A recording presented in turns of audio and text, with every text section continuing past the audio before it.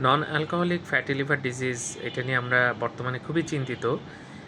সভ্যতা যত উন্নয়ন হচ্ছে, মানুষের যত অর্থনৈতিক অবস্থার উন্নয়ন হচ্ছে, এই রোগগুলো বাড়ছে। তো non alcoholic fatty liver disease নাম শুনে বোঝা যাচ্ছে যারা অ্যালকোহল খান না তাদের লিভারে ফ্যাট জমে এই সমস্যাটা হয়। ফ্যাটি লিভার হয় এবং এখান থেকে আস্তে আস্তে ন্যাশ হয়, সেখান থেকে লিভার সিরোসিস পর্যন্ত হয়ে যায়। তো কাদের এটা হওয়ার চান্স বেশি সেটা নিয়ে আজকে একটু আলোচনা করি।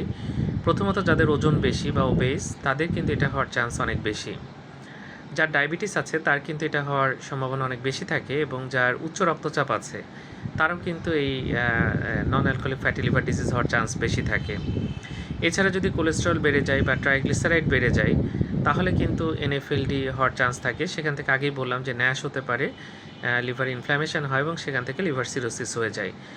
এই রোগীগুলো শেষ দিকে অনেক ভোগান্তি পোহাতে হয়, একের পর এক সমস্যা হতে থাকে এবং অনেক সময় লিভার ক্যান্সার পর্যন্ত হয়ে যায়।